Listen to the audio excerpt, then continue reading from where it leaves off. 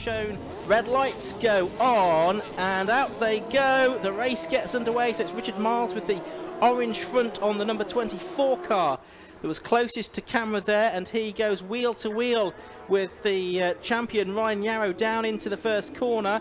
Yarrow goes quite deep into the corner though, and Miles can immediately sort of slot in behind him. There's the 31 car of Colin Spicer you can see there, still out in the spite at the moment, although he's got a new car planned for I think the next meeting. But there it is, Ryan Yarrow leading then, Rich Miles in second, and it looks like in third place it's was that Daniel Lana, I think, in third. It is, in the older Mattel ahead of the newer one. It's a great return for Dan Lana to the series. Was he out at Silverstone? I don't think he was he? Oh, he was, yeah. He got a reasonable finish in race 2. Okay, so we're good to see him right in the front here.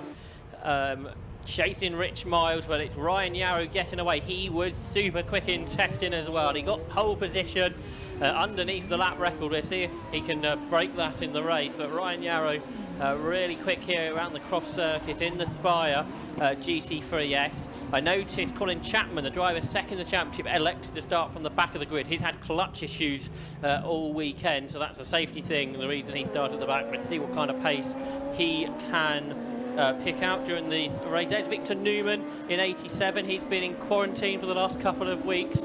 Obviously an overseas driver, but good to see him making so much effort to be out in the Sports 1000 Championship this year. Absolutely right. That is a fantastic effort, isn't it? So he is in 4th position at the moment, the driver from Strasbourg. But it is at the end of lap 1. Number 1, Ryan Yarrow leading by 0.6 of a second from Rich Miles in second place now, which is an interesting driver. We saw him out at Silverstone last time out, but he's quick when we have seen him over the last few years, but we've not always seen him that often, have we? So it's fascinating to see what he can do. And he's certainly putting the pressure on race leader and the champion, Ryan Yarrow, the 30-year-old from Bury in Greater Manchester. At the moment, and off has gone number 21, which is Phil Hutchins. That was out at the chicane. Some damage on the front there as well, isn't there? Wonder if he's hit the tyres. Then we had that yesterday. Victor Newman did that yesterday, hit the tyre stack. That's another car running out of the Mattel car stable, despite being a Spire, which is driven by Phil Hutchins. So Chippy Wesman might have more tank taping to do overnight, I suspect. The current lap record holder he is. We'll see if that continues with the pace up front from the Spires of Yarrow and Miles, who turn their way into the complex. And certainly Richard Miles here is not letting Ryan Yarrow get away, but I suggest this is the best we've seen Dan Lana go there in 3rd place in an older car. Well, and it's Dan's sort of return. He's not done too much over the last 3 or 4 years, has he, having been a regular previously in the championship. So it's good to see him back, driving from the Midlands, and he's going well there. 2 laps have gone by then. First flying lap and a 1:26.02 by Dan Lana, the best lap of the race so far, but that's outside the lap record by Chippy Weswell, 1:25.28, but they were underneath it in qualifying. Okay, so the leaders turn their way then, the 4 of them in fact. Oh, and Lana's got it all wrong now, hasn't he, after going so well out over the grass, out the chicane. He'll be joining 4th behind Victor Newman, so that's allowed the 2 Spires to get away of Ryan Yarrow and Richard Miles. The Miles car that's had a bit of development, I think, by the family, hasn't it?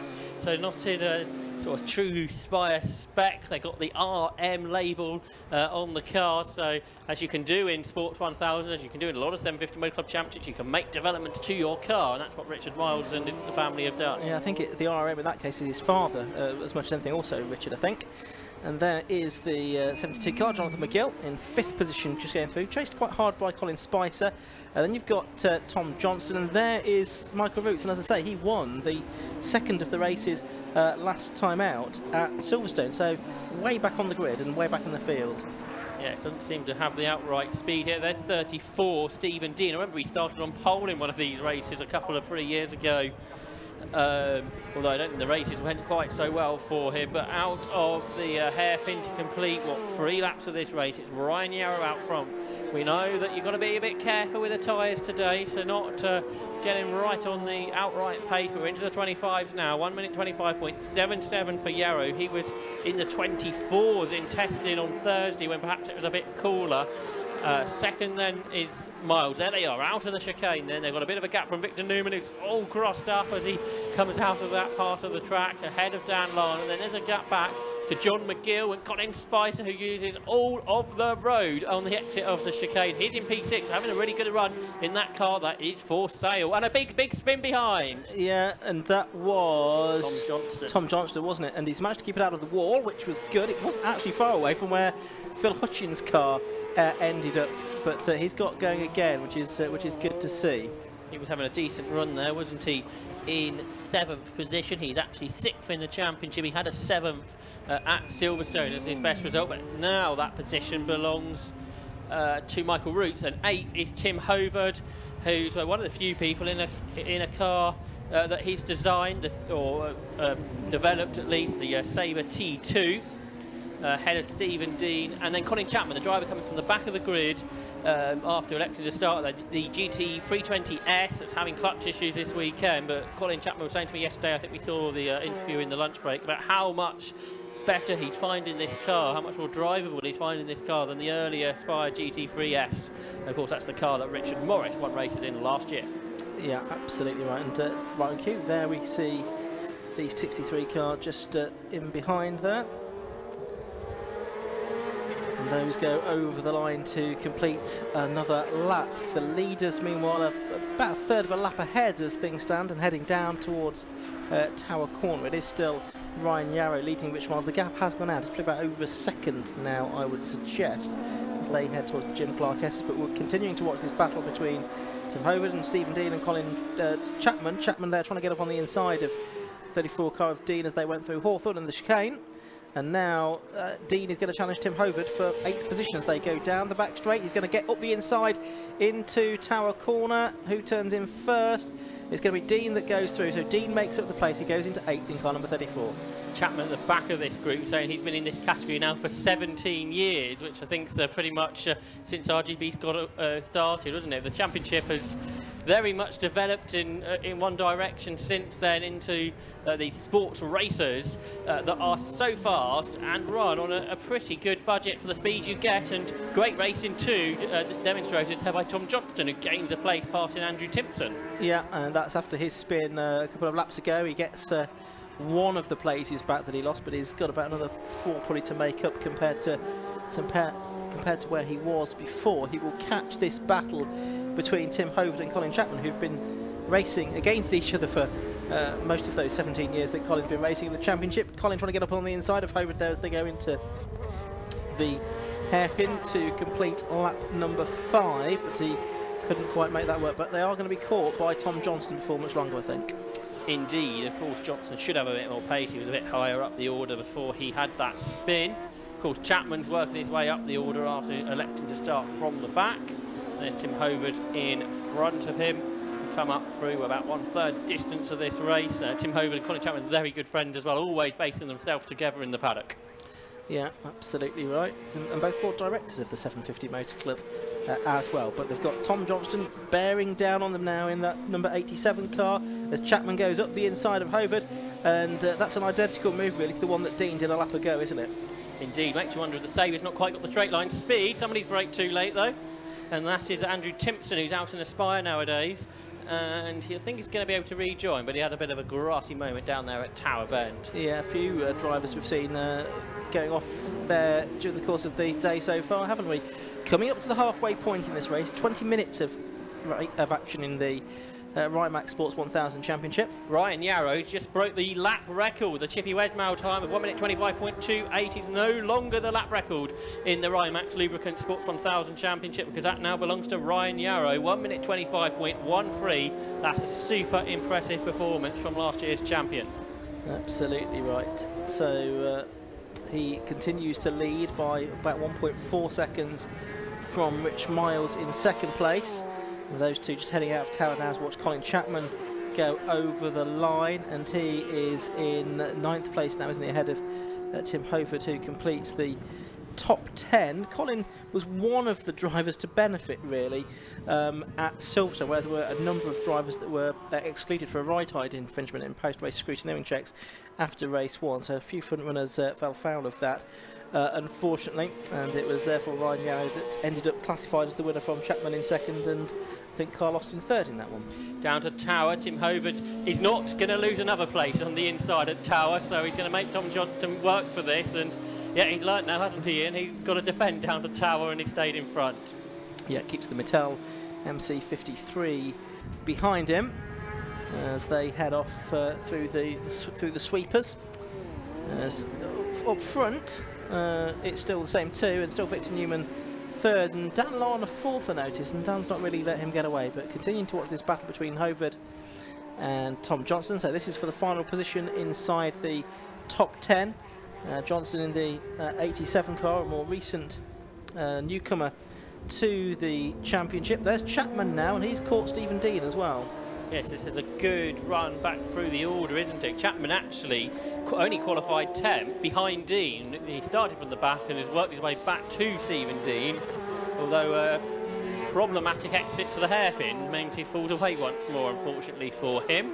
And back into the clutch to Tim Hovard. Hopefully Colin Chapman can get back up to speed again, and that's not some more reoccurring issues that he's had this weekend. No.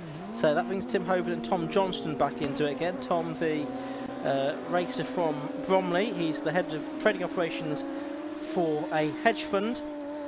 He looked at various categories of racing before he got involved in the first one. Oh, and Colin Chapman has spun now, and Tom Johnston cuts the grass at Croft as he rejoins the circuit, but a spin for Colin Chapman. That's a third car at least that spun on the exit of the chicane here.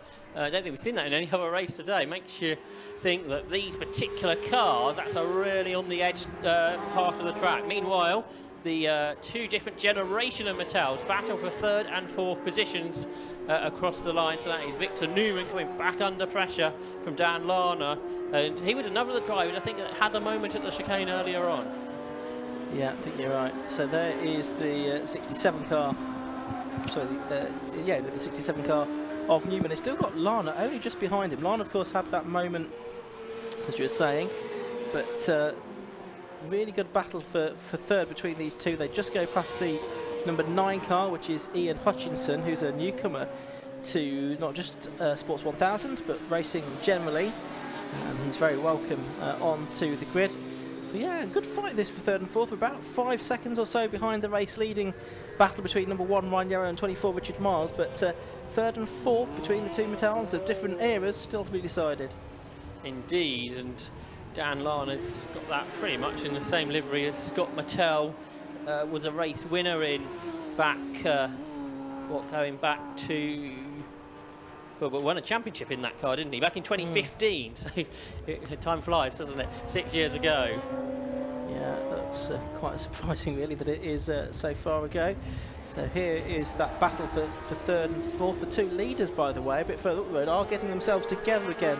So the gap, which was 1.4 seconds at the start of the lap between the two leaders, that has come down to, he says, waiting for the screen to update itself. 7 tenths. Yeah, about half of what it was, 7 tenths of a second now. So yeah, that's one to watch as well. The battle for the lead in a moment, as well as the battle, in fact there it is, as well as the battle for third place. So that's just coming through the chicane. I think Miles lost time there, because out of Hawthorne he was very sideways, so maybe just lost a few tenths of a second to Ryan Yarrow, who's out front, but coming under some pressure now.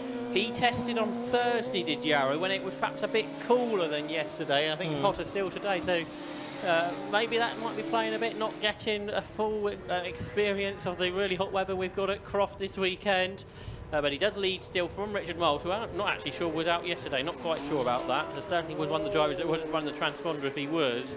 But he runs P2, they're 5 seconds now ahead of the two Mattels behind. Yeah, Rich is someone who's on a bit more of a budget than some of the other drivers, I think, so perhaps tends not to do quite as many test sessions and that kind of thing. And that's probably why we don't see him with that many races either, but he is very quick when we do get him out. So these two then heading through the complex with just under 6 minutes of this race left to go, and third and fourth just behind them are right together as well now. Victor Newman just about holding off from Dan Larner. Let's have a look back at them as they turn their way around the chicane, more or less following one another through, but Larner should be close enough to pick up the toe as they head down the start and finish straight and towards Clairvaux corner.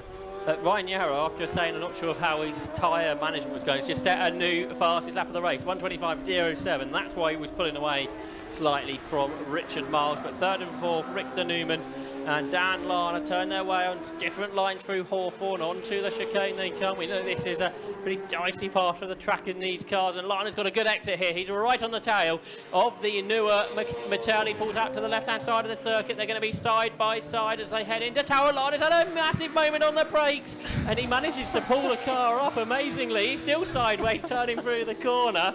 He doesn't gain a place. Not surprising. He doesn't also throw it off the road, which I thought he was going to do there, Ian. He's lost quite a bit of time, but wow, that was he really managed to cling on to that. It was right on the ragged edge, wasn't it? Probably still is on the ragged edge. He's lost quite a bit of time, not as much time as you might think to Victor Newman, but certainly it could have gone much more badly wrong than it did for Daniel Lana there. Great stuff to see him really wrestling with the car, get it around the corner, and he's still got 4.5 minutes to go to try and mount another attack, of course. Indeed. So now the attention turns back to the leaders, the two spires of Ryan Yarrow and of Richard Miles. Yarrow's pace, that came on really strong, didn't he, last year, of course, to win the championship. Hasn't really been racing for that long.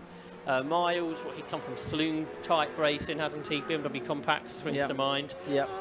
Running there in second place. And Victor Newman, again, pretty new to racing. And as you said, Dan Lana hasn't done that much in recent years. So these top four drivers, driving really well, haven't got huge amounts of experience. No, they've not. Certainly a lot more experience further back on the grid, but some real pace at the start of it as well. So Yarrow it is, champion last year, seeing off Richard Morris in, well, really for the last 2 seasons in Sports 1000. And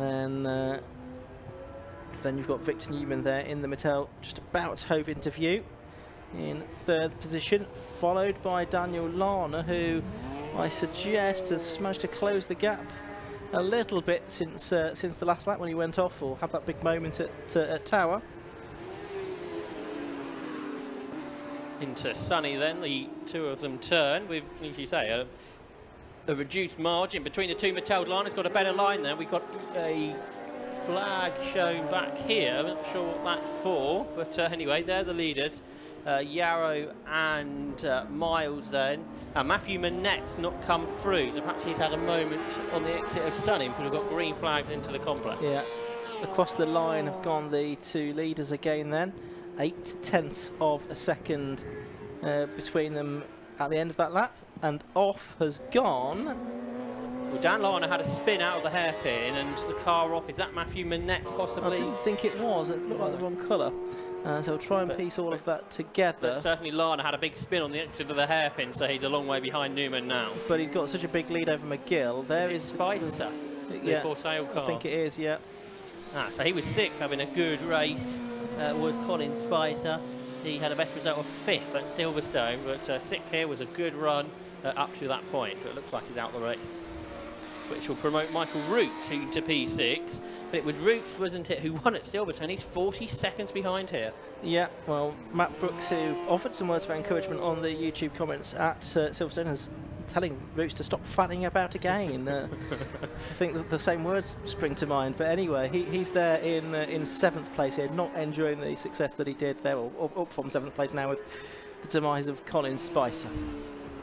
So that promotes also Stephen Dean to 7th, who's being caught by Tom Johnston in 8th. Tim Hovard is 9th, and Colin Chapman will complete the top 10. The race leaders, though, exit the hairpin to start their final lap, I think, now of the race, with Ryan Yarrow still being chased by Richard Miles all the way.